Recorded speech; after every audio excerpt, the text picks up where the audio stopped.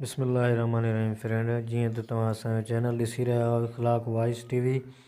Friend असांजे channel में तव्हांखे दिलि जी गहराइनि सां अस्सलामु अलैकुम। दुआ आहे परवरदिगार खां तव्हां सदाईं ख़ुशि हूंदा, आबाद हूंदा। अल्लाह तव्हांखे हर मुसीबत खां पनाह में रखे ऐं तव्हांजूं दिलि जूं नेक मुरादियूं पूरियूं अता फ़रमाए। फ्रेंड अॼु जो मौज़ू असांजो आहे लोक कहाणियूं।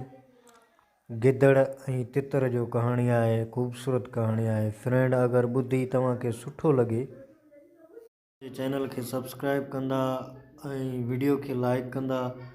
फ्रेंड बेल आइकन खे ऑल कंदा जीअं त तव्हां वटि हर अचण वारी नओं वीडियो जल्द में जल्द पहुची वञे। फ्रेंड अॼु जो मौज़ू असां स्टार्ट कंदासीं। हिकिड़े गिदड़ खे कंहिं हिकिड़े ॾींहुं शिकार बिना कोन लॻो। सॼो ॾींहुं भॼ भॼां कई सो खेसि बुख अची वरायो। ओचितो ॾिसे त हिकिड़ो तितर लवनि में लिकियो वेठो आहे। सो लवनि जी चौधारी फिरी तितर ॾे खणी लूह कयाईं। तितर गिदड़ खे चयो त अदा गिदड़, मूं खे खाई छा कंदे? मूं खे छॾ त तोखे ऐं तुंहिंजे ॿचनि खे पियो दुआ कंदुसि। गिदड़ चयो त अदा मां तोखे कोन छॾींदुसि, बुख बि ॾाढी लॻी अथमि, सो तूं जहिड़ी सणबी माल खे कीअं छॾियां? उहो ॿुधी तितर चयसि त जेकॾहिं तोखे खाराए ड्रॉ करायां पोइ त मूं खे छॾींदे? गिदड़ चयो त हाओ। हलंदा विया त रस्ते तां टे मायूं जिन खे मखण जूं चाॾियूं मथे ते हुयूं ईंदियूं ॾिठाऊं। तितर हिननि मायुनि खे चौधारी फिरण लॻो। तंहिं ते हिननि छा कयो जो मखण जूं चाॾियूं मथे तां लाहे हेठि रखी तितर खे पकड़ण जी कोशिश करण लॻियूं। तितर टुपकियूं ॾींदो मायुनि खे थोरो परभरो वठी वियो। जीअं मायूं परभरो वयूं तीअं गिदड़ बि अची मखण खाइण लॻो। जॾहिं मखण खाई ड्रॉ कयाईं तॾहिं तितर वरी पोइते चाॾीअ ॾांहुं मोटियो त मायूं बि तितर जे पोयां पयूं। तितर जॾहिं ॾिठो त गिदड़ खायो ड्रॉ कयो वेठो आहे तॾहिं गिदड़ खे चयाईं त अदा हाणे त बसि, मां छुटल थियसि।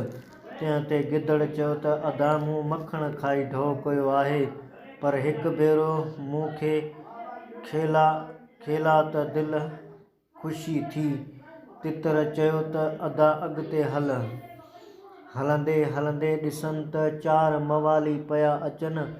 ॿ ठोड़ा त ॿिनि खे वरी हथनि में ॾंडा। तितर उॾामी वञी हिकिड़े जे ठोड़ ते वेठी। ॿिए मवालीअ ॾिठो त शिकार चङो वेठो आहे, सो ठका कराईंसि ॾंडो। तितर त उॾामी वियो पर ॾंडो वञी मवालीअ जे ठोड़ में लॻो। ॾंडे लॻण शर्त मवालीअ दांह कई त अदा मारे विधई। ॾंडे वारी मवाली चयो त अदा मूं तितर खे मारण लाइ ॾंडो हंयो। गिदड़ मवालियुनि जी उहा हालत ॾिसी अची खिल में छिटिकियूं खिली खिली खेरो थी पियो।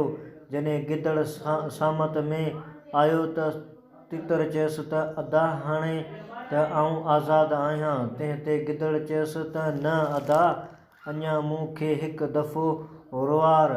तंहिं ते तितर चयो त चङो अॻिते हल।